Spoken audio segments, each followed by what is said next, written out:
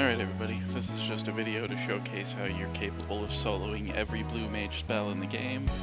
So the spell we're going to learn today is from Ethan's Gate Resurrection, level 80 raid. The spell is Dimensional Shift. So we're going in with Healer Mimicry, Gob Skin, Palm Cure, focusing on staying alive, and we're going to deal damage mostly with dots for this fight. It's going to be a long one, so strap in and top yourself off. Spear of Paradise is a double hit tank buster that will almost one-shot you, so you need to top yourself off before, try to apply Gob Skin, and top yourself off afterwards. Eden's Gravity is a room-wide AoE that will hit you for about half your health and damage, so be ready to top yourself off before and after, and try to have a Gob Skin running. Vice and Virtue is a two-part mechanic. It will leave a puddle behind, so do not stand under the boss.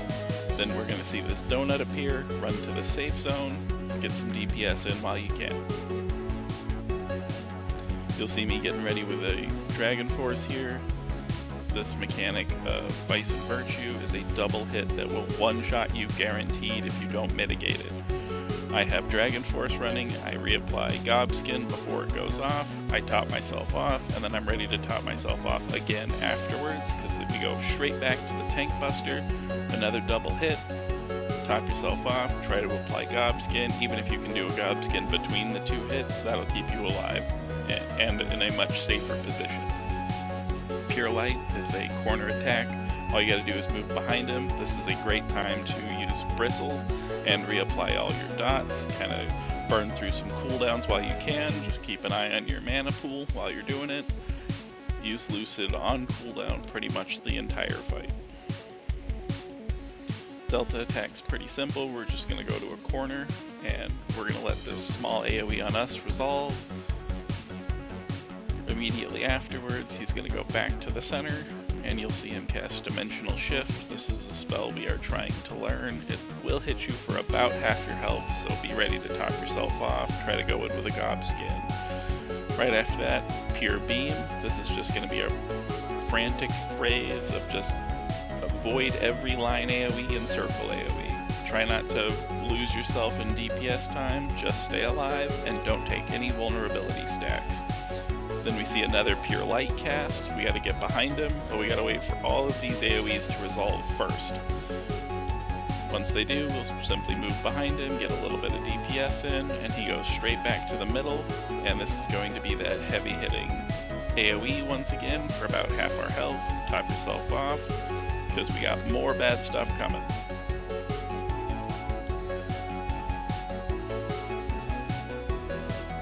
This one's a relatively small AoE, Fragor Maximus.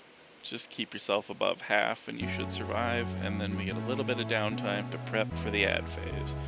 I'm going to reapply Toad Oil to try to get some lucky dodges. I'm going to reapply Gob Skin, I'm going to heal to full, and I'm going to prep a boost so that we can get some damage in. After the AoEs go off, I reapply Gob Skin because we have a lot of damage incoming. I apply Dragon Force because the first thing they're going to do is a double tank buster from both ads. See there, Mana Slice. Right after Mana Slice, they're both going to cast a Mana Burst. This is a relatively soft AoE, so you don't need to panic for it. Just you have to top yourself off after, because they're immediately going to do Mana Slices once again. So you want to have Gob Skin, top yourself off, Mana Burst, get some DPS in. Try to apply Breath of Magic to both mobs. That will do most of the damage you need to in conjunction with your cooldowns.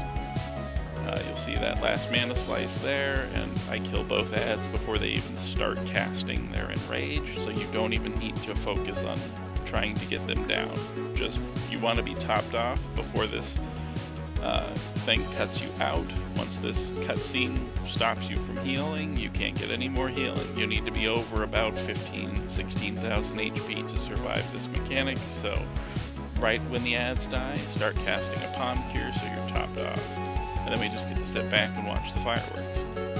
So you'll see most of my damage in this fight is going to come from the Mortal Flame dot and the Breath of Magic dot, and then I throw in cooldowns when I can. Initially, you can burn through your whole burst AoE So I'll burn through all of your 2-minute cooldowns, but I would suggest saving all of those 2-minute cooldowns and only use some of the shorter ones while you prep for that add phase, because you really do want to kill them very quickly. We go straight back into a Vice and Virtue. This is a one-shot spell. You have to have Gobskin on to survive. So we're going to be full health Gobskin. Be ready to top yourself off afterwards. Straight into another tank buster. That's why we got to have reapply Gobskin, go back up to full health. Then you'll see me heal through both hits. And now that's pretty much the whole fight. From here on out, we are just repeating the same set of mechanics, the same super dangerous one-shots. All you gotta do, you can't mess up. If you get a vulnerability stack, that Vice and Virtue will kill you. So you really gotta focus on dodging mechanics, and then keeping yourself topped off, reapplying Gobskin. And reapply Breath of Magic as often as you can during these down phases where there isn't much damage going on. That way you don't have to worry about damage at all. So from here on out, it'll just be a repeat of everything we've already seen before. No more add phases. So from here on, all you gotta focus on is surviving those 2 heavy hitters of Vice and Virtue and the Spear Strike.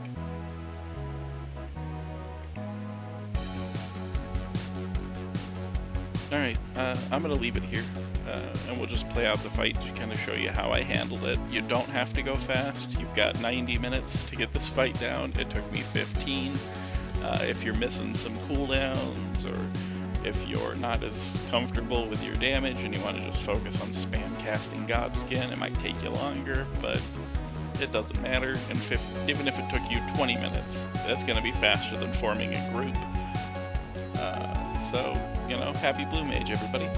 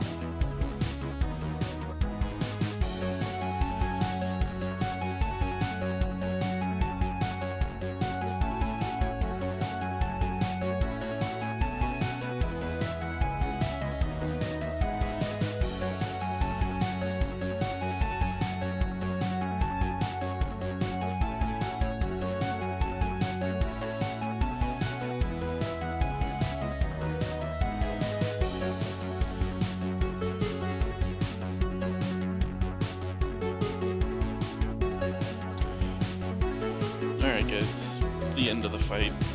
It wasn't too bad. It is kind of nerve-wracking though, and this last 5% is very dangerous for me. It's just where I happen to land.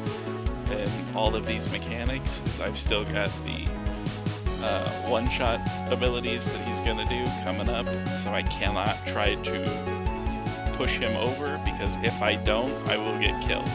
So you're gonna see me slow down. I'm gonna go back to reapplying Gobskin, keeping myself topped off. Don't lose sight of that, or else you will die. You'll see right there, Ethan's gravity. If I hadn't dodged that melee attack, I would have died right there. So don't lose sight of it like I did. Focus, no matter what, no matter how low he gets, focus on staying alive. And as I showed at the beginning of the video, this is unrestricted and level sync. This makes our spell learn rate 100%, and there we go. This is my first attempt. This is my first time clearing this on this character, so I actually learned the spell there. All in all, it was a pretty fun fight, but it was very frustrating learning what it takes to survive. But yeah, this was a good one. And if you can do this one, then you got any fight in the game. This is the hardest one I've done by far. The next hardest would be Hell's Cure for Phantom Flurry. That solo just requires you to earn Echo. So it takes about 45 minutes or so. You've got to earn Echo so that you have enough health and damage and healing to survive all the mechanics. Alright guys, I'll leave it here.